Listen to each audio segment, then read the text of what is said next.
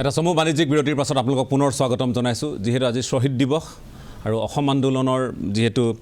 প্ৰথমগৰাকী শ্বহীদ খৰ্গেশ্বৰ তালুকদাৰৰ প্ৰসংগত আমি কথা পাতিছোঁ 860 গৰাকী যি শ্বহীদ হৈছিল যিসকল নিৰ্যাতিত হৈছিল যিসকল আঘাতপ্ৰাপ্ত হৈছিল সেই লোকসকলক আজি আমি কিছু সোঁৱৰিব খুজিছোঁ কথা পাতিব খুজিছোঁ যে অসম আন্দোলন আজি তাৰিখতো কিয় সমানেই প্ৰাসংগিক নেতৃত্বৰ ভুল থাকিব পাৰে সেই কথাখিনি পৰ্যালোচনা বাৰম্বাৰ হৈছে সেই প্ৰসংগলৈও আমি আহিম IMDT আনি সেই সময়ত অসম আন্দোলনক মখিমূৰ কৰিব খোজা হৈছিল নেকি এই প্ৰশ্নবোৰ সকলোৱে উত্থাপন কৰি আহিছে আৰু কথাখিনি যদি আমি কওঁ খোলাখুলিকৈ যে কথাবোৰ কৰবাত নহয় কৰবাত যোগসূত্ৰ আছে এই কথাখিনি সত্য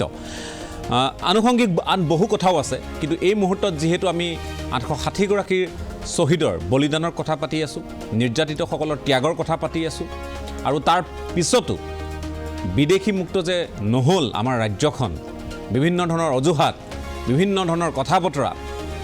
আপুনি বিদেশী শব্দটো এতিয়া ইচ্ছা কৰিও আপুনি ক'ব নোৱাৰা এটা অৱস্থা ক'ব নোৱাৰা অৱস্থা বিদেশী আছে বুলি ক'লেও বিপদ নাই বুলি ক'লেও বিপদ এই ধৰণৰ পৰিৱেশ আমি জানো সকলোৱে জানো অনুভৱো কৰোঁ বহু ক্ষেত্ৰত কিন্তু দেশৰ প্ৰচলিত যি আইন ব্যৱস্থা সংবিধান এইখিনিৰ প্ৰতি সন্মান ৰাখি যিহেতু কেতবোৰ কাৰ্যপন্থা লোৱা হৈছে গতিকে সেইখিনিৰ ওপৰত আজিও আমি বিশ্বাসী এগৰাকী সাংবাদিক হিচাপে মই আহিব খুজিছোঁ এই মুহূৰ্তত ৰাতুল গোস্বামী ডাঙৰীয়া আপোনাৰ কাষলৈ এই কথাখিনি যে আজিও আমি কৈ দিব নোৱাৰোঁ যে বিদেশী মুক্ত হ'ল নে নহ'ল এনেধৰণৰ কথা বতৰাবোৰ যিহেতু চলি থাকে তেওঁলোকৰ মূল লক্ষ্যই আছিল বিদেশী মুক্ত অসম আৰু সেইকাৰণে শদিয়াৰ পৰা ধুবুৰীলৈ সকলো একত্ৰিত হৈছিল এই কথাখিনি আমি জানো এতিয়া কথা মই আপোনাক সুধিবলগীয়া বা আপোনাৰ দৃষ্টিত এই কথাখিনি কেনেধৰণে আপুনি বিশ্লেষণ কৰিব আপুনি জানে তৎসত্ত্বেও মই আপোনাৰ কাষলৈ আহিছোঁ যে বিদেশী মুক্ত নহ'ল কিন্তু 42টা বছৰ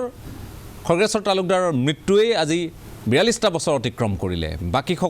বাকীসকলৰ কথা আমি পৰ্যায়ক্ৰমে আমি আলোচনা নিশ্চয় কৰিম মই আপোনাৰ কাষলৈ আহিছোঁ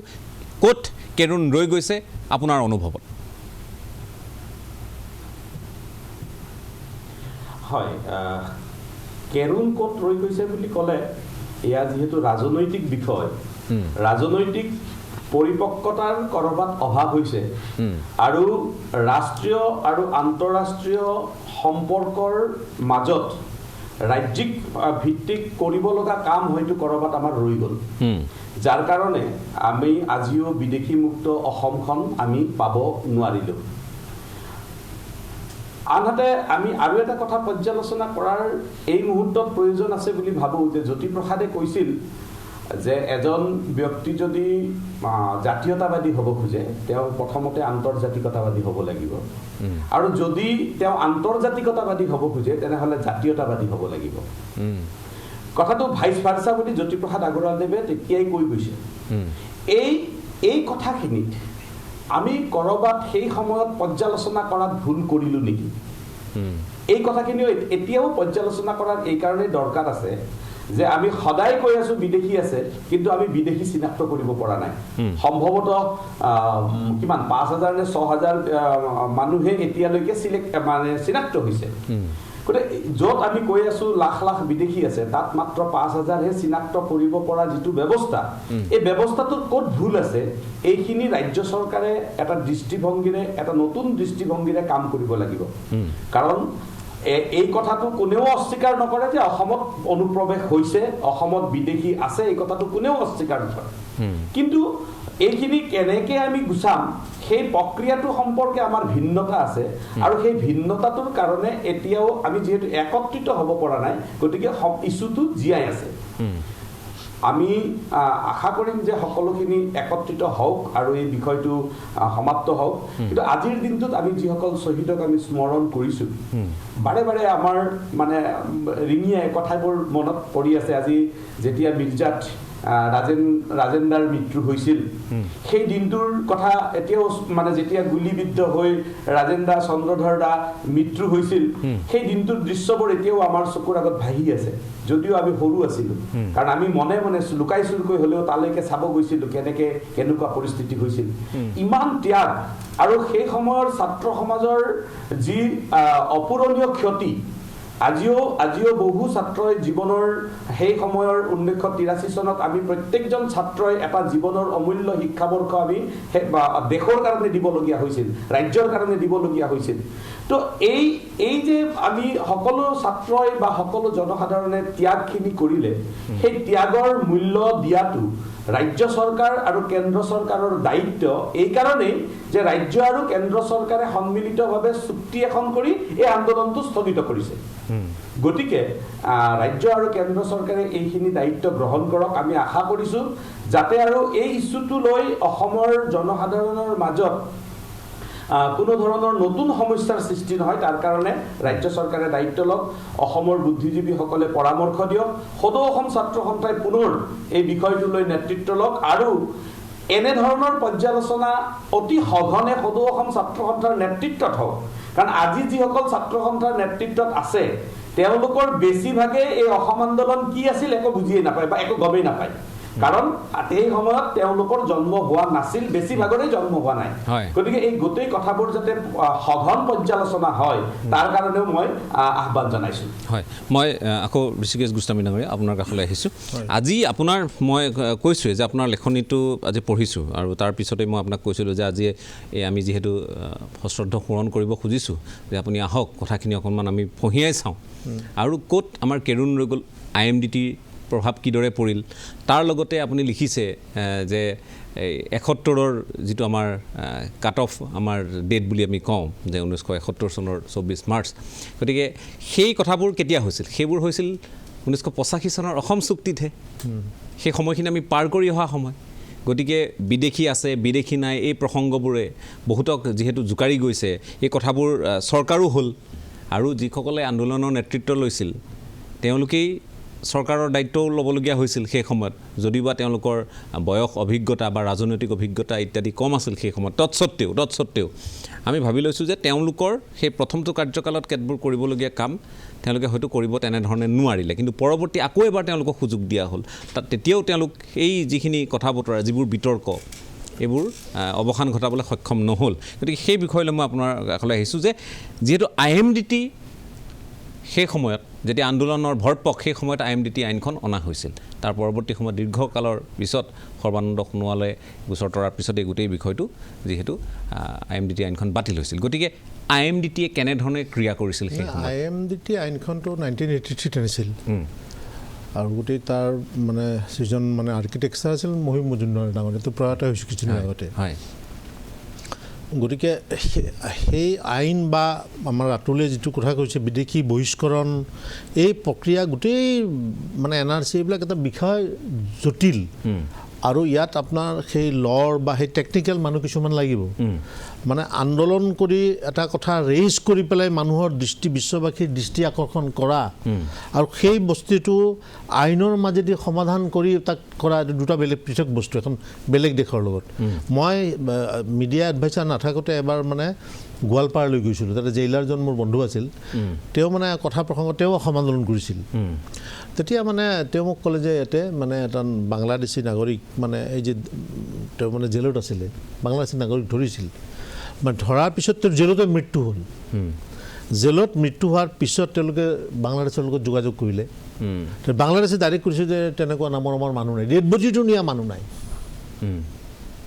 মানে জীৱন্ত মানুহটো কিমান এটা প্ৰক্ৰিয়াটো জটিল, তাৰমানে মই কৈছোঁ। গতিকে IMDT আইনটো কৰোঁতে আছিল যে আজি ভাৰ্গৱ দাসক মই বিদেশী বুলি ক'লোঁ, মই প্ৰমাণ কৰিব লাগিব যে বিদেশী। গতিকে সেই আইনখন আহিব নালাগিছিল। যি নহওক সেই আইনখন আনিলে। কাৰণ এইবিলাক কথাত সাধাৰণতে আমি বহুত কথা কৈ থাকোঁ আৰু বহুত সময়ত আমাৰো কথাবিলাক আৱেগিক হয়। ৰাজনৈতিক দৃষ্টিকোণবিলাক ৰাজনীতিকবিলাকে ৰাজনৈতিক লাভালাভটো চায়, বুজা নাই? আৰু তেওঁলোকৰ কাৰণে বহুতৰ কাৰণে 860জন হয়তো সংখ্যা, কিন্তু যাৰ ঘৰত মৰিছে সিহে বুজি পাইছে। আচ্ছা, গতিকে IMDT আইনখন এইখনে বিদেশী চিনাক্তকৰণ এই প্ৰক্ৰিয়াটোত যেতিয়া খুব বাধা আৰোপ কৰিলে মানুহৰ মাজত এটা আলোচনা হ'ল যে এইখন আইনটো আঁতৰাব লাগে। গতিকে আন্দোলনৰ মাজত বহুত দাবী উঠিল, কিন্তু আইন আঁতৰি নগ'ল। সৰ্বানন্দ সোণোৱালে অসমৰ ৰাইজে জানে যে সৰ্বানন্দ সোণোৱালে তেতিয়া সুপ্ৰিম কোৰ্টত এটা গোচৰ তৰিলে। অশোক দেশাই আছিল মুখ্য তাৰ মানে তেওঁ মানে অধিবক্তা আৰু মই তাত চূড়ান্ত যেতিয়া হিয়াৰিং হৈছিল তাত উপস্থিত আছিলোঁ আচ্ছা সেইখন আঁতৰ কৰিলে কিন্তু আপুনি কৈছে যে আমাৰ আঞ্চলিক দলৰ শক্তিক দুটা টাৰ্ম দিছিলে দুৰ্ভাগ্যৰ কথাটো হৈছে কি IMDTৰ প্ৰবক্তা মন্ত্ৰী হৈ গ'ল আৰু অসম চুক্তিত স্বাক্ষৰ কৰা মানুহ বাহিৰত থাকি গ'ল সেই ধৰণৰ ঘটনা হ'ব নালাগিছিল কিন্তু কিবা ৰাজনৈতিক অংকত হয়তো হ'ল মই ৰাজনীতিৰ পৰা সেইকাৰণে ৰাজনীতি সক্ৰিয় ৰাজনীতি না মই এটা কথা আমাৰ দৰ্শকসকলকো ক'ব খুজিছোঁ যে আজি যিকেইগৰাকী ব্যক্তি আছে নিজা নিজা ক্ষেত্ৰত তেওঁলোক উজলি থকা ব্যক্তি কিন্তু তেওঁলোক ৰাজনীতিক নহয় স্পষ্ট কৰাটো ভাল কোনো এগৰাকী ৰাজনীতিক নহয় আপুনি আজি যিহেতু অসম শিশু শিক্ষা ন্যাসৰ সৈতে আপুনি জড়িত তেখেত সাংবাদিকতাৰ সৈতে জড়িত তেখেত শিক্ষকতাৰ সৈতে জড়িত আৰু বেলেগ ক্ষেত্ৰ আৰু আটাইতকৈ ডাঙৰ কথাটো হ'লগৈ যে মই এই কথাখিনি আপোনালোকক সেইকাৰণে আমন্ত্ৰণ জনাইছিলোঁ যে আপোনালোকে মই কোনেও ভুল বুজিব নালাগে অসম আন্দোলনৰ পৰা সুবিধা ল'ব খোজা মানুহৰ তালিকাত আপোনালোক নাই মই একেবাৰে বেয়া নাপাব মই বাকী সকলোকে মই সন্মানেৰে এই কথাটো কৈছোঁ ঠিকে সেইকাৰণে মই কথাখিনি স্পষ্ট হ'ব তেতিয়া মই যিটো ক'লোঁ যে মানে ভাৰ্গৱেও জানে ভালকৈ যে কি বুলি কয় IMDT আইন অনা মানুহ মানে মন্ত্ৰী হ'ল আৰু অসম চুক্তি স্বাক্ষৰ কৰা মানুহ বাহিৰত থাকি গ'ল ঠিক তেনেকৈও বৰ্তমান আঞ্চলিক শক্তিত আমি যেতিয়া 83ত মানে যেতিয়া মানে আমি 83ৰ যি ভয়াৱহতা ৰাতুলে সৰু বুলি কৈছে আমিতো নিজে আমি ঘৰত থাকিব পাৰে মই নিজে মাটিত গাঁত দি একমাহ চিলিং আমাৰ মানে লোৱাৰ চামত আটাল বুলি কয় আটালত লুকাই আছিলোঁ পুলিচে ধৰিবৰ কাৰণে আচ্ছা সেই সময়ত যিসকলে আমাক মানে পুলিচ লগাই দিছিলে তেওঁলোক এতিয়া আঞ্চলিক দলৰ উচ্চপদস্থ বিষয় বাবদ আছে গতিকে সেইবিলাক বৰ দুৰ্ভাগ্যজনক মানে তেতিয়া কি হয় জানে নাই মানে হতাশ আহি যায় কিন্তু আমি হতাশ নহওঁ এই ভূপেন হাজৰিকাই গীতৰ কলিত কোৱা দৰে নৈতিকতাৰ বল হতাশাত হেৰুৱাই দিব নালাগে গতিকে নৈতিকতাৰ বলেৰে আগবাঢ়ি যাব লাগিব আৰু নতুন প্ৰজন্মক বস্তুটো বুজাব লাগিব ৰাতুলে কৈছে যে এইটো আলোচনাৰ বিষয় আছে ঠিক আছে আমি আলোচনা নিশ্চিতভাৱে কৰিব আৰু যদি আগৰখিনিয়ে কিবা ভুল কৰিলে নতুন প্ৰজন্মই যাতে শুদ্ধ পথেৰে তাৰ সমাধান কৰিব পাৰে আৰু ভুলৰ পৰাই মানুহে শিক্ষা লয় আৰু গোটেই তথ্য পাতি IMDT আইনৰ ভাৰ্ডিক গোটেইখিনি আছে সেইবিলাক চালি জাৰি আমি কেনেকৈ অদূৰ ভৱিষ্যতে আগবাঢ়ি এটা শুদ্ধ পথেৰে যাব পাৰোঁ সেইটোৱে আমাৰ পাথেয় হ'ব কিন্তু মানে অসম আন্দোলনৰ সময়ত যিখিনি আৰক্ষী বিষয়া বা প্ৰশাসনৰ লোকে অত্যাচাৰ চলাইছিলে মানে নিজে মাৰিছিলে এতিয়া মোহন ৰাজ বুলি শোণিতপুৰ এজন SP আছিলে তেওঁ আমাক এৰেষ্ট কৰিলে 81 চনত এৰেষ্ট কৰিলে আজিকালি যিটো 24 ঘণ্টাৰ ভিতৰত ন্যায়িক আদালতত হাজিৰ কৰাব লাগে তেতিয়া সেইবিলাক নাই মই 8 দিনলৈ কোনো ধৰণৰ ন্যায়িক আদালতত নাই আৰু সদায় মাৰ খালোঁ মোহন ৰাজে বহুত কেইজনক মানুহক মাৰিছে পংকাৰ ৰজাবাৰী তেখেত আছিলে তাৰপিছত তেনেকৈ আপোনাৰ প্ৰিয় গোস্বামী দুলীয়াজনৰ 50 শহীদক মাৰিলে প্ৰিয় গোস্বামী কিন্তু পদোন্নতি হ'ল অগপ চৰকাৰৰ প্ৰথমটো কাৰ্যকালত কি বুলি ক'ব এতিয়া আপুনি এই যিসকল শাসনত আছিলে তেখেতসকলৰ সেই আন্দোলনৰ স্পিৰিটটো আছিলে নাই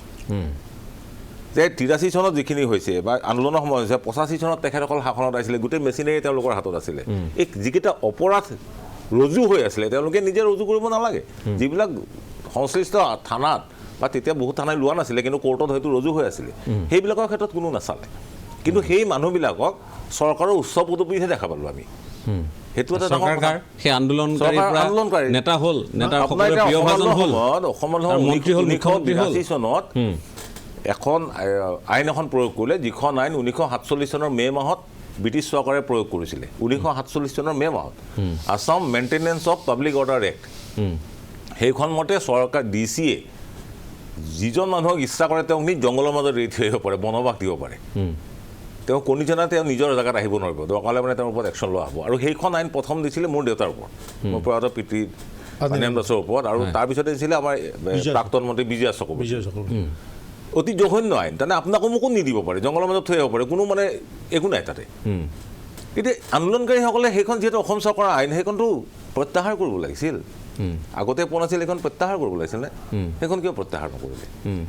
গতিকে এই তেখেতসকলৰ যে আন্দোলনটোৰ পিছলৈ তেখেতসকলে মানে কি এটা ভাবি গ'ল সেইটো আমি এতিয়া আমাৰ কাৰণে সাঁথৰ হৈ থাকে বিগত দিনবোৰত মানে অসম চুক্তি বিভাগটো মানে আঞ্চলিক দলৰে হওক বা ৰাষ্ট্ৰীয় দলৰ চৰকাৰে হওক এইটো এটা অসম চুক্তি বিভাগটো মানে এটা অলাগতিয়াল এলাগীৰ নিচিনা অলাগতিয়াল আছিলে আৰু যাক বেয়া পায় তাক দি দিয়ে যিজন বিষয়া মই মানে এইটো মই ভাল পাই বেয়া পাই মই মুকলি ক'ম যে সৰ্বানন্দ সোণোৱাল যেতিয়া মুখ্যমন্ত্ৰী আছিল তেওঁ সেইটো নিজে ল'লে লৈ পেলাই এটা বিভাগটো এটা সুকীয়া বাজেট এটা কৰিলে এটা দপ্তৰ খুলি ল'লে লৈ পেলাই যে বৰ্ডাৰত গ'লে এইবিলাক মই মানে গ্লৰিফাই কৰিব কোৱা নাই মানে তাৰ সদিচ্ছাটো যে এইটোৰ প্ৰতি মই এটা কিবা কৰাৰ ইচ্ছা আছে এতিয়া কিছু এটা কাম পাইছোঁ আমি কাম দেখিছোঁ নহয় আমিতো কাম পাইছোঁ তথ্যকোষখন ওলাইছে বাকীখিনি কামো মই ভাবোঁ 5 লাখ টকা পাইছে উদ্যান তেওঁলোকৰ পৰিয়ালে এইখিনি আচলতে তেওঁলোকৰ মূল্যায়নৰ কাৰণে টকাটো নহয়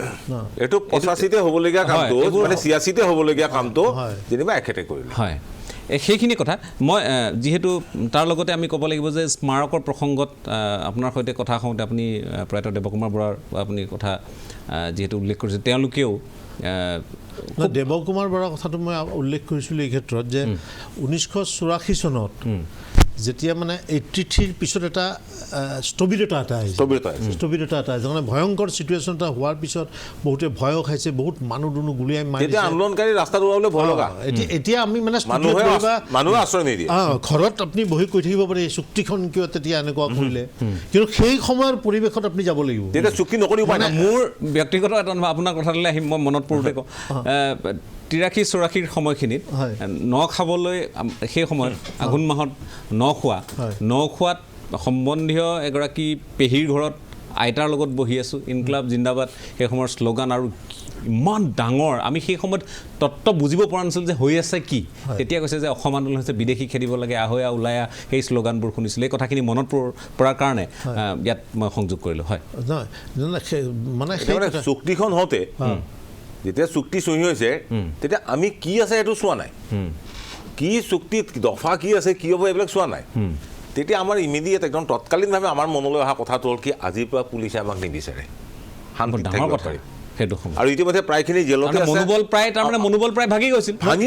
83ৰ পিছত তেনেকুৱা আৰু যদি ইন্দিৰা গান্ধী যদি থাকিলেহেঁতেন জীয়াই থাকিলেহেঁতেন অসম চুক্তি কেতিয়াও নহয় অসম আন্দোলনতে এটা স্বাভাৱিক মৃত্যু পিনে গ'লহেঁতেন বুলি আজিৰ তাৰিখত মই ভাবোঁ মোৰ হয় গোস্বামী ডাঙৰীয়া আপুনি কথাখিনি মই সেইটোৱে কৈছোঁ গতিকে মানে আমাৰ বহুতে কৈ থাকে মানে কথাবিলাক আপুনি ধৰক মানে প্লেন এখনত গৈ আছে বিৰাট মানে জোকাৰণি এটা হ'ল বা এক্সিডেণ্টৰ পৰা বাচিল মানে পিছত আপুনি বহি ক'ব পাৰিব পাইলটটোৱে গম পায় কেনেকৈ বচালে পিছত লেকচাৰ মাৰিবলৈ সুবিধা যে এনেকৈ কৰিব লৈছিল অমুক গ'ল শচীন তেণ্ডুলকাৰে যেতিয়া ক্ৰিকেট খেলি থাকে তেওঁৰ ক'ত ভুল হয় আমাৰ চাই থকাবিলাকে কয় কিন্তু তেওঁহে গম পায় 120 কিলোমিটাৰ স্পীডত অহা বলটো কেনেকৈ গতিকে সেই যিটো চিটুৱেশ্যন যি নহওক চুক্তিখন তাতে হৈছে চুক্তি ভুলে শুদ্ধই মই ৰাতি গৈ সেইদিনাখন যেতিয়া প্ৰফুল্ল মহন্তহঁত চুক্তিৰ পিছত ঘূৰি আহিছে তেতিয়াতো মানে গুৱাহাটী ইউনিভাৰ্চিটিত গুৱাহাটীৰ পৰা গোটেই মানুহ গৈছে সেই মই নিজে তোলা ফটো এখন এলবামো যেতিয়া ভৰ্তি আছে আমি এতিয়া সুধিছোঁ যে এইখিনি কিয় নহ'ল মেমৰেণ্ডাম অফ ছেটেলমেণ্ট কিয় হ'ল বহুত সুধিছোঁ এইবিলাক কথা সুধিছোঁ কিন্তু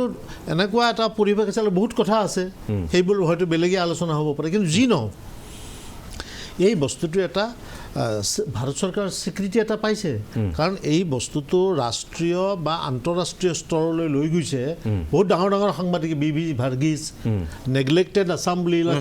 এটা ইছ্যু উলিয়াইছে এম বি কামাতে মই এবাৰ মোৰ আছে ধ্ৰুৱ প্ৰসাদ বৈশ্য তেখেত ছাত্ৰসন্থাৰ উপদেষ্টা আছিলে এদিন মই তেতিয়া প্ৰচাৰ সম্পাদক আছিলে তেওঁ ছাত্ৰসন্থাত থাকোঁতে তেতিয়া আমি গুৱাহাটী বিশ্ববিদ্যালয় কেণ্টিনৰ সন্মুখত বহি আছিলোঁ মোৰ আজিও মনত আছে ভূপেন হাজৰিকা আহিছে এয়াৰপৰ্টৰ পৰা লগত গোলাম আলী গজল গাই যে পাকিস্তানী গায়ক তেওঁ আহি পেলাই কোনো মানুহ দুনুহ নাই ভূপেন হাজৰিকা আহি পেলাই গোলাম আলীক শ্বহীদ বেদীটো দেখুৱাই কৈছে যে এই 855টা মানে এনেকৈ মানুহ মৰিছে গোলাম আলীয়ে সুধিছে আমি বহি আছোঁ ইয়ামে মাৰ গিয়া কিয়া বুজা নাই ইয়াতে নহয় ভূপেন হাজৰিকাই বুজাইছে গোটেই এনেকৈ মানুহ মৰিছে গতিকে বিভিন্ন ক্ষেত্ৰৰ মানুহে যেতিয়া 83 তাক ভয়াৱহ অৱস্থা হ'ল বিভিন্ন আমাৰ মানে গোষ্ঠীগত সংঘৰ্ষ হৈছিলে গোষ্ঠীগত সংঘৰ্ষ আন্দোলনটো মষিমূৰ কৰিবৰ কাৰণে বিভিন্ন ধৰণৰ ফ'ৰ্চে কাম কৰিছে গোষ্ঠীগত ভাতৃগত দুয়োটাই হ'ল গহপুৰত যদি বড়ো মানুহৰ লগত লাগিলে নেলিত হয়তো মুছলিম মানুহৰ লগত লাগে বিভিন্ন হৈছিল হোৱাৰ পিছত মানে তেতিয়া আন্দোলনৰ নেতৃত্বই মানে আলোচনা কৰি পেলাই এটা সমন্বয় সমিতি এটা কৰিছিল আৰু সমন্বয় সমিতিটোত আছিল ডক্টৰ বীৰেন্দ্ৰ কুমাৰ ভট্টাচাৰ্য ভূপেন হাজৰিকা তাৰপিছতে আপোনাৰ কি বুলি কয় নিৰ্মল প্ৰভা বৰদলৈ আৰু মংগলচন্দ্ৰী ব্ৰহ্ম মংগলচন্দ্ৰী ব্ৰহ্ম তেজপুৰৰ আছিল তেখেতে অধিবক্তা প্ৰখ্যাত আবৃত্তিকাৰ প্ৰণৱ বৰা তেওঁলোকে এই গোটেই গ্ৰুপটো আৰু কোনোবা আছিল হয়তো মই নাম বাদ পৰি যাব পাৰে যদি কাৰোবাৰ নাম বাদ পৰি গৈছে মোক ক্ষমা কৰিব এইটো মোক ক'লে মই পিছত ভৰাই ল'ম তেওঁলোকে গোটেই অসমত শান্তি এটা সমন্বয়ৰ পৰিৱেশৰ কাৰণে যত্ন কৰিছিল কাৰণ 83 যেতিয়া আন্দোলনটো স্থবিৰ হৈ গ'ল মোৰ নিজৰে মনত আছে তেতিয়া মই ছাত্ৰ সন্থা ল'ৰাবিলাকক একলগ কৰি আমি গাঁৱে গাঁৱে ৰাস্তা বান্ধি ফুৰিছিলোঁ মূৰত মাটি লৈ পেলাই ৰাস্তা লৈ মানে ল'ৰাবিলাকক ব্যস্ত ৰাখিব লাগিব এটা দেশৰ কামত কাৰণ এই ৰাতুলে মাত্ৰ কৈছে যে এটা বছৰ আমাৰ নোহোৱা হৈ গৈছে স্কুল কলেজত নোযোৱা হৈছে আন্দোলনটো ইমান বেছি হৈছে যে স্কুলত যাবলৈ ভাল নলগা হৈছে কলেজত দুটা লোকচান হ'ল 80 চনত লোকচান হ'ল আৰু 83 চনত লোকচান হ'ল আমি দুটা বছৰ হেৰুৱাইছোঁ তৎসত্ত্বেও যে কিবা এটা দেশৰ কাৰণে হওক বুলি মানুহবিলাক গৈছিলে গতিকে আমি যে কি হ'ল সেইটো কোৱাতকৈ এতিয়া যিখিনি বাকী আছে সেইখিনি চবে লগ লাগি সমাধান কৰি মানে খৰ খোজাবলৈ ভাল লাগে খোজায়ো মজা লাগে কিন্তু খৰটো বাঢ়ি যায় মানে আপোনাৰ খৰত মেডিচিন দিয়া ভাল এইটো হ'ল ঠিক কথা কৈছে আপুনি সঠিক সেই কথাখিনি মই পাতিব খুজিছোঁ যে এতিয়া আজিৰ প্ৰজন্মই ইমানখিনি কথা নিশ্চয় তেওঁলোকেও অনুধাৱন কৰিব পাৰিছে আৰু হয়তো এতিয়া তথ্য কোষৰ জৰিয়তে আৰু অধিক তেওঁলোকে যদি গৱেষণাৰ বিষয়বস্তু যদি কৰি লয় সেই কথাখিনি তেওঁলোকৰ কাৰণেও ভাল হ'ব কিন্তু কথাটো হ'ল যে সমাধান সূত্ৰ আমি কেনেধৰণে আমি ল'ম কাৰণ অতি শেহতীয়াকৈ আমি চৰকাৰৰ কেতবোৰ তৎপৰতা দেখিছোঁ সদিচ্ছা আছে বুলি এতিয়ালৈ আমি ভাবি আছোঁ সদিচ্ছা আছে বুলি ভাবিয়েই আমি গোটেই কথাখিনি আলোচনা কৰিব খুজিছোঁ যে সদৌ অসম ছাত্ৰ সন্থাৰ সৈতে যিহেতু 6 নং দফাৰ সন্দৰ্ভত কথা বতৰা হৈছে 3টা মাহৰ সময় যিহেতু সময়সীমা বান্ধি দিয়া হৈছিল গতিকে এই কথাবোৰ সিদিনাও বৈঠকো আমি দেখিলোঁ গতিকে এই কথাবোৰে কি মাত্ৰা পাব কি পৰ্যায় পাব সেইখিনিৰ ওপৰত সকলোৰে দৃষ্টি নিবদ্ধ আছে কাৰণ আমি দেখিছোঁ যে বিগত চৰকাৰৰ সময়তো সেই সময়ত যিধৰণে কথা বতৰাবোৰ কোৱা হৈছিল তেনেধৰণে যিখন 6 নম্বৰ দফা যিখন সমিতি তাৰ পৰৱৰ্তী সময়ত যেনেধৰণে তেওঁলোকে কোৱা হৈছিল যে উচ্চস্তৰীয় সমিতিয়ে যেনেধৰণে দিব দাড়ি কমা নোহোৱাকৈ কথাবোৰ হ'ব কিন্তু মূৰকত সেয়া হৈ নুঠিল এতিয়া আকৌ তেওঁলোকৰ মাজত এটা যোগসূত্ৰ স্থাপন হৈছে কথা বতৰাবোৰ আগবঢ়া দেখিছোঁ গতিকে এই কথাখিনি কেনেদৰে লৈ যোৱা হ'ব তেখেতে কোৱাৰ দৰে গোস্বামী ডাঙৰীয়াই কোৱাৰ দৰে যে খৰ খজুৱাবলৈ ভাল কিন্তু খৰত আমি ঔষধ দি নিৰাময় দিশটোৰ সন্দৰ্ভত আলোচনা কৰাটো প্ৰয়োজনীয় অসম আন্দোলনে আমাক বহু শিক্ষা দিলে এই কথাখিনি আৰু অনস্বীকাৰ্য বহু শিক্ষা দিলে কোন ভুল কোন শুদ্ধ কোনে কি কৰিলে আৰু ক'ত কেৰুণ লাগিব পাৰে কেনেধৰণৰ কথাই আমাক বিভাজনমুখী এটা পৰ্যায়লৈ লৈ যাব পাৰে এই সকলোখিনি কথা অসমৰ মানুহে মৰ্মে উপলব্ধি কৰিলে কিন্তু আমি তৎসত্ত্বেও কওঁ যে 42 বছৰ হ'ল আজি এই 42 বছৰত আমি সমাধান সূত্ৰ নোপোৱাটো এই 42 বছৰ আজি যিগৰাকী শ্বহীদক লৈ আমি কথা বতৰাবোৰ পাতিছোঁ বা যি কেইগৰাকী শ্বহীদ আজি 860 গৰাকী শ্বহীদ ধেমালি নহয় এওঁলোকে নিজৰ প্ৰাণ উৎসৰ্গা কৰিছে একমাত্ৰ দেশমাতৃৰ নামত আৰু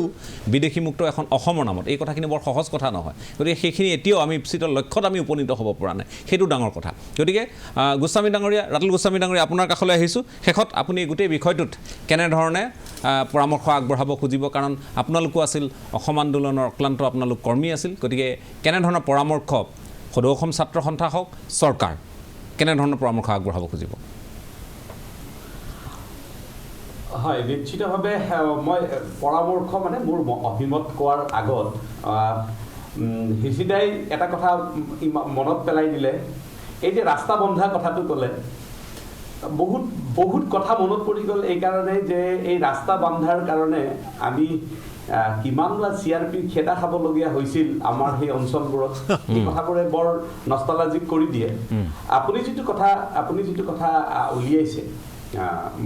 মই ভাবোঁ যে সদৌ অসম ছাত্ৰ সন্থাই প্ৰথম কথাটো হ'ল যে বিশেষজ্ঞসকলৰ লগত পৰামৰ্শ গ্ৰহণ কৰক এতিয়া সদৌ অসম ছাত্ৰ সন্থাৰ মজিয়াত সমুজ্জ্বলদা আছে সমুজ্জ্বলদাৰ নখদৰ্পণত বহুত গোটেই কথাখিনি আছে সেই কথাটো ঠিক কিন্তু আজিৰ তাৰিখৰ সদৌ অসম ছাত্ৰ সন্থাৰ সম্পাদকগৰাকীৰ হাতত কিন্তু সেই নখদৰ্পণত কথাখিনি নাই গতিকে আমি ভাবোঁ যে সদৌ অসম ছাত্ৰ সন্থাই এটা বিশেষজ্ঞ সমিতি গঠন কৰি লৈ অসম চৰকাৰক পৰামৰ্শ দিয়ক আৰু অসম চৰকাৰে সদিচ্ছাৰে ৰাজনৈতিক দৃষ্টিভংগীটো বাদ দিয়ক দলীয় অসম চৰকাৰ এতিয়া বিজেপি গভৰ্ণমেণ্ট বিজেপি চৰকাৰৰ যি দলীয় মানে নীতি বা বিজেপি দলৰ যি দলগত আদৰ্শ তাৰ ওপৰলৈ উঠি অসম চৰকাৰে এই সমস্যাটো সমাধান কৰাৰ কাৰণে যত্ন কৰক আৰু তাৰ কাৰণে অসমৰ জনসাধাৰণে সকলো ক্ষেত্ৰতে সহযোগিতা আগবঢ়াব লাগে এই কাৰণে যে আজি কিবা এটা অসম চৰকাৰে সদৌ অসম ছাত্ৰ সন্থা বা অন্যান্য বিশেষজ্ঞৰ লগত আলোচনা কৰি কিবা এটা সমাধান সূত্ৰ উলিয়াব যাব আৰু এটা বিপৰীত পক্ষই এটা আন্দোলন কৰি এটা পৰিৱেশটো নষ্ট কৰিব এনেধৰণৰ হ'ব নালাগে বিষয়টো সমাধানৰ কাৰণে বিশেষজ্ঞসকলৰ পৰামৰ্শৰ ভিত্তিত ৰাজ্য চৰকাৰে অতি সোনকালে নিজৰ দলীয় ৰাজনৈতিক স্থিতিৰ ওপৰত উঠি ঊৰ্ধত উঠি জনসাধাৰণৰ স্বাৰ্থত এটা সিদ্ধান্ত ল'ব লাগে এইটোৱে মই ভাবোঁ যে এই সময়ৰ আটাইতকৈ গুৰুত্বপূৰ্ণ প্ৰশ্ন ঠিক আছে মই আপোনাক ধন্যবাদ জ্ঞাপন কৰিছোঁ যদি সময়ে অনুমতি দিয়ে মই চাম আকৌ এবাৰ যাবলৈ মই আপোনাৰ কাষলৈ আহিছোঁ ভাৰ্গৱ কুমাৰ দাস ডাঙৰীয়া কাৰণ আমি কথাবোৰ পাতিছোঁ স্পষ্টভাৱে বহু কথা আমি এতিয়া অৱলোকন কৰিছোঁ আৰু ৰোমন্থন কৰিছোঁ কিন্তু তাৰ সমান্তৰালকৈ আমি চাব লাগিব যে এই ধৰণৰে সেই সময়ৰ যিটো আৱেগ সেই আৱেগটো আন্তৰিকতাৰে পূৰ্ণ আছিল আৰু বিদেশীমুক্ত অসম গঢ়াৰ স্বাৰ্থত আছিল আজিৰ তাৰিখত কেনেধৰণে কথা বতৰাবোৰ হয় সেয়া আমি সকলোৱে অনুধাৱন কৰিছোঁ দেখিছোঁ বহুবাৰ কথাও পাতিছোঁ ষ্টুডিঅ'ৰ মজিয়াত আপুনিও আহিছে আমি কথাও পাতিছোঁ এতিয়া কথাটো হ'ল যে আমি সমাধান সূত্ৰ এটা দীৰ্ঘদিন আমি অপেক্ষা কৰি আছোঁ কিন্তু আমি সেই সমাধান সূত্ৰ পাবলৈ সক্ষম হোৱা নাই আমি আজিও নিজৰ ৰাজ্যতে আমি বিদেশী বুলিব নোৱাৰোঁ তাতকৈ বিড়ম্বনা আৰু কি হ'ব পাৰে আমি জানো আপুনিও অনুভৱ কৰে এওঁলোক বিদেশী কোনোবাই বেয়া পালেও ভাল পালেও স্পষ্ট কথা কোন কেনেকৈ আহি ক'ত থিতাপি ল'লে কোনে কিদৰে এটা অঞ্চলৰ তাৰ ভৌগোলিক পৰিৱেশ হওক তাৰ জনগাঁথনি হওক সম্পূৰ্ণৰূপে সলনি কৰি পেলালে ইয়াত বংশবৃদ্ধিৰে সেইখিনি কথা সম্ভৱ নহয় একেবাৰে খোলাখুলি কথা ইমান কম সময়ত গতিকে বংশবৃদ্ধিৰে যিখিনি কথা সম্ভৱ নহয় সেইখিনি অনুপ্ৰৱেশৰ দ্বাৰাহে সম্ভৱ সেই কথাখিনি সকলোৱে অনুভৱ কৰে কিন্তু ৰাজনৈতিক কাৰণত গোটেই বিষয়বোৰ চৰকাৰী পৰিসংখ্যাই যে প্ৰব্ৰজনৰ কেনেকুৱা ভয়াৱহ সমস্যা চৰকাৰী পৰিসংখ্যাই মই সেইকাৰণে শেষ আপোনাৰ ফালৰ পৰা কি মতামত থাকিব আজি এতিয়া যিটো দাবী হৈছিলে যে বিদেশী চিনাক্তকৰণ কৰিব লাগে অবৈধভাৱে অহা বিদেশী চিনাক্তকৰণ কৰিব লাগে তেওঁলোকক বহিষ্কৰণ কৰিব লাগে আৰু ভোটাধিকাৰ নোহোৱা কৰিব লাগে এই গোটেইখিনি এটা সাংঘাতিক এটা আইনী প্ৰক্ৰিয়াৰ মাজত আছে NRC আহিলে গোটেইখিনি আইনী প্ৰক্ৰিয়াৰ মাজত আছে আৰু গোটেই আইনী প্ৰক্ৰিয়াৰ মাজত যাব লাগিব কিন্তু আমি এনেকুৱা যদি ভাবি থাকোঁ যে এদিন এটা আইনী প্ৰক্ৰিয়া আহিব গোটেইখিনি বিদেশী ধৰি বান্ধি নি পেলাই ক'ৰবাত সেই বিদেশত থৈ আহিব সেইটোতো এটা মানে এতিয়া সম্ভৱ নহয় একেবাৰে অসম্ভৱ কথা কিন্তু সেইটোৰ কাৰণে আমি আমাৰ মানুহখিনিক আমি কিদৰে আমি প্ৰস্তুত কৰিছোঁ সেইটো হ'ল আজি ডাঙৰ কথা অসম আন্দোলনৰ পিছত যেতিয়া আপোনাৰ 85 চনত চুক্তি হ'ল তেতিয়া সদৌ অসম ছাত্ৰ সন্থাৰ স্বেচ্ছাসেৱক বাহিনীটো ভাঙি দিব নালাগিছিলে আজিও উপলব্ধি কৰিছোঁ তেতিয়া হয়তো আমি এইটো ইমান ভবা নাছিলোঁ স্বেচ্ছাসেৱক বাহিনীটো ভাঙি দিব নালাগিছিলে সেই স্বেচ্ছাসেৱক বাহিনীটোক এটা কণ্টিনিউৱাছ প্ৰচেছ হিচাপত এটা ধাৰাবাহিকতা অব্যাহত ৰাখি কৃষি কৰ্ম আজি ধলপুৰত যিটো হৈছে ধলপুৰত সম্পূৰ্ণৰূপে চৰকাৰী পৃষ্ঠপোষকতাত হৈছে গতিকে সকলোতেতো চৰকাৰী পৃষ্ঠপোষকতা কৰাটো অসম্ভৱ হৈ যাব চৰকাৰৰ ইমান হাতত সময় নাই সেইটো এটা হয়তো পাইলট প্ৰজেক্ট হিচাপে লৈছে কিন্তু অসমৰ যিখিনি কৰ্মবিমুখ আমাৰ যুৱক আছে সেই মানুহখিনিক কৃষিত কৰ্ম সংস্কৃতি অনাৰ কাৰণে কাৰ হাতত কি এজেণ্ডা আছে মই জনাতো কাৰো হাতত নাই আজি চাওক ধান চপালে আপোনাৰ তাতো ধান চপালে আমাৰ তাতো ধান চপালে আমাৰ পথাৰ উদং গৰু এৰি দিব আপুনি যদি খেতি কৰোঁ বুলি কয় কি কৰিব না কাৰণ মোৰ গৰুটো এৰি দিছোঁ গতিকে এই যে আমি বছৰৰ 12 মাহে যে আমি খেতি কৰিব পাৰোঁ এই কথাখিনি এজেণ্ডা হিচাপে কোনে ল'ব আজিতো কোনেও সংগঠনে কোৱা নাই কোনো ৰাজনৈতিক দলে কোৱা নাই চৰকাৰেও কোৱা নাই তো আমাক এটা এজেণ্ডা দিব লাগিব যে এই আমাৰ ল'ৰাখিনিতো সাংঘাতিক প্ৰতিভাৱান ল'ৰা যিখিনি ল'ৰা কেৰালাত আপোনাৰ হেৰি চকীদাৰৰ ডিউটি কৰে নৈশ চকীদাৰৰ ডিউটি কৰে ইয়াতে সেইটো নকৰে কিন্তু ইয়াতে দেখিছোঁ সিহঁতে পথাৰত আহি বহুকেইটা খেতিত ভাল ফলাফল দেখুৱাইছে গতিকে সেই কথাখিনি আমি ল'ব লাগে আজি যদি খাৰুপেটীয়াৰ আদৰ্শ কৃষক অতি সৰু বয়সত যথেষ্ট সৰু হবিব আছাদুল্লাহহঁতে যদি খেতি কৰি উৰহি যদি আজি ডুবাই আৰু লণ্ডনত পঠিয়াব পাৰে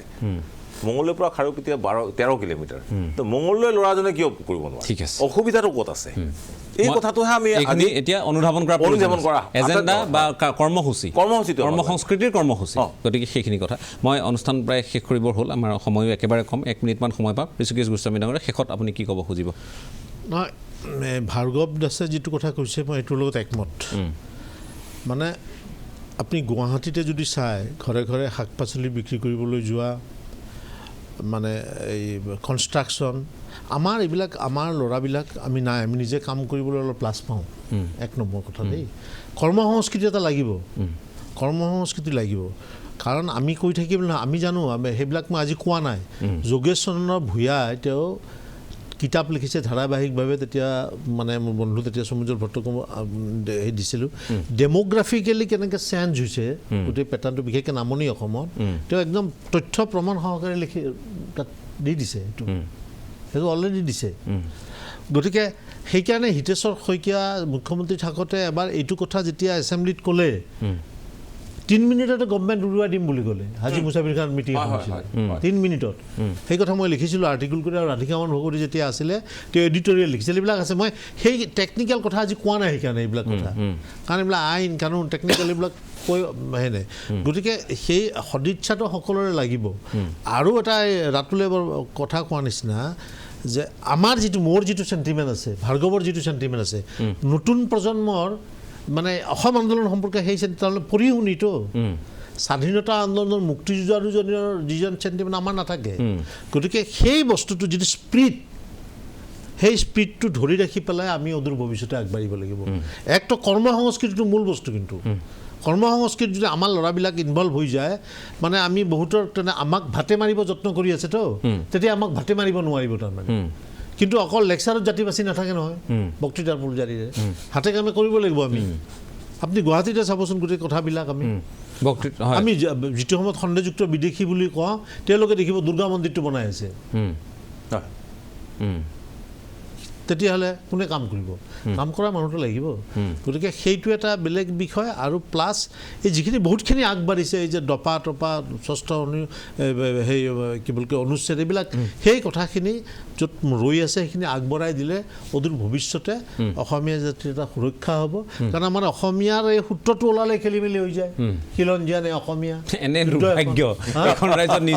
যুদ্ধ এখন হৈ যায়।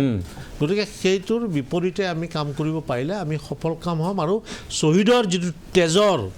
মূল্য, তেওঁলোকে তেজ দিছিলতো আমাৰ ভৱিষ্যত সুদৃঢ় কৰাৰ কাৰণে, তেওঁলোকে নিজৰ বৰ্তমানক বলি দিছিল, ই ধেমালি কথা নহয়। গতিকে সেইটো মনত ৰাখি আমি অদূৰ ভৱিষ্যতে আগবাঢ়িব লাগিব। মই এইটো অনুষ্ঠানত মই এটা সুবিধা লৈছোঁ। আমাৰ দৰঙৰ যিজন প্ৰথম শ্বহীদ আছিলে মুকুন্দ বড়ো, তেখেতৰ ভনীয়েকগৰাকী আজি কিছুদিনৰ পৰা মানসিকভাৱে অসুস্থ হৈ তেজপুৰৰ মানসিক চিকিৎসালয়ত ভৰ্তি কৰোৱা হৈছে। এইটোত মই আপোনাৰ অনুষ্ঠানৰ যোগে চৰকাৰক অনুৰোধ জনাইছোঁ যে তেখেতৰ সুচিকিৎসাৰ বাবে যাতে ব্যৱস্থা কৰে। ঠিক আছে। আৰু দ্বিতীয়টো হ'ল, যিজনে বুকুৰ তেজেৰে লিখি দিছিল তেজ দিম তেল নিদিম বুলি, দুলাল শৰ্মা ঘৈণীয়েকৰ কোনো সংস্থান নাই, কোনো মাটি পত্ৰ নাই। এবাৰ আমাৰ গোস্বামী ডাঙৰীয়াই লিখি দিছিলে উপায়ুক্তক, কিন্তু এই যে ৰেড টেপিজম বুলি কয়, কাগজখন তাতে হেৰাই থাকিলে, নহ'লগৈ। গতিকে বুকুৰ তেজেৰে লিখি দিয়া দুলাল শৰ্মাৰ ঘৈণীয়েকে যদি ক'ৰবাত এটা সংস্থান পায়, তেতিয়াহ'লে আমাৰ কাৰণে ভাল হ'ব। মই ধন্যবাদ জনাইছোঁ, আপোনালোক সকলোকে ধন্যবাদ জ্ঞাপন কৰিছোঁ। ৰাতুল গোস্বামী ডাঙৰীয়া, হৃষিকেশ গোস্বামী ডাঙৰীয়াৰ লগতে ভাৰ্গৱ কুমাৰ দাস, মই আপোনালোক কেইগৰাকীকে ধন্যবাদ জ্ঞাপন কৰিছোঁ। মূল কথাটো হ'ল, আমি আজিৰ তাৰিখত এই কথাবোৰ কিয় পাতিছোঁ জানেনে? মই পৰৱৰ্তী সময়ত এই বিষয়টোৰ সন্দৰ্ভত বহলভাৱে আলোচনা কৰিব খুজিম।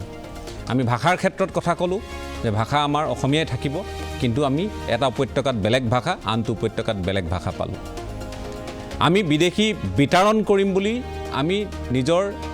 বলিদান আমি দিলোঁ, আমাৰ এই জাতিটোৱে দিলে। 860গৰাকী শ্বহীদ হ'ল, বহু পংগু হ'ল, নিৰ্যাতিত হ'ল। সেইসকলৰ এই চৰম ত্যাগৰ পিছতো বিদেশী বহিষ্কাৰ নহ'ল, বৰঞ্চ আমি 20 বছৰৰ সেই সময়ৰ বিদেশীৰ বুজা ল'বলগীয়া হ'ল। অৱশ্যে তেওঁলোকক পৰৱৰ্তী সময়ত স্বদেশী হিচাপে মান্যতা প্ৰদান কৰা হ'ল। আমি ৰাজ্য স্বাধীন কৰিম বুলি ক'লোঁ, এইখন অসম স্বাধীন হ'ব বুলি ক'লোঁ, 14,000 আমাৰ তেজাল যুৱক যুৱতীয়ে বলিদান দিলে। আমি আজিও কি পৰ্যায়ত সেই সংগ্ৰামখন চলি আছে আমি দেখি আছোঁ। আমি ক'লোঁ যে বৃহৎ নদীবান্ধ আমি হ'বলৈ নিদিওঁ, আমি আন্দোলন কৰিলোঁ, কিন্তু বৃহৎ নদীবান্ধ আজি দুদিনমান পিছতে কাৰ্যকৰী হ'ব। এই ধৰণৰ কথা বতৰাৰে চলি আছে সকলো। তেজ দিম তেল নিদিওঁ বুলি আমি ক'লোঁ, কিন্তু তেলো গ'ল, তেজো গ'ল, এইবোৰ কথা বতৰা বহুত হ'ল। তাৰ লগতে আমি ক'লোঁ যে আমি নামানো বুলি ক'লোঁ, কিন্তু বলবৎ হ'ল। আজি কাইলৈ 1 বছৰ সম্পূৰ্ণ হ'ব। গতিকে আমি ক'ত ভুল কৰি আছোঁ আৰু নেতৃত্বৰ ক'ৰবাত ভুল হৈছে নেকি? অসম আন্দোলনৰ পৰা আমি তেনেধৰণৰ শিক্ষা লোৱা নাই নেকি? শ্বহীদসকলৰ আত্মবলিদান অথলে যাব নেকি? এই ধৰণৰ কথা বতৰাবোৰ আমি ধাৰাবাহিকভাৱে পাতিবলৈ যত্ন কৰিম। নহ'লে এই জাতিৰ সংকট কেতিয়াও দূৰ নহ'ব যদিহে পৰ্যালোচনা নহয়, গৱেষণা নহয়, ভুলৰ পৰা আমি শিক্ষা নলওঁ। এই জাতি এদিন কালৰ গহ্বৰত ক'ৰবাত হেৰাই যাব। সেইটো আমাৰ অনুভৱ আজি ক'ৰবাত সেই আশংকা ঘনীভূত হ'বলৈ ধৰিছে। সেই সন্দৰ্ভত বিতংকৈ কথা পতাৰ আশাৰে মই আজি শ্বহীদসকলক পুনৰবাৰ সশ্ৰদ্ধ সোঁৱৰণ কৰি আজিৰ পৰ্যবেক্ষণৰ পৰা বিদায় লৈছোঁ। ধন্যবাদ।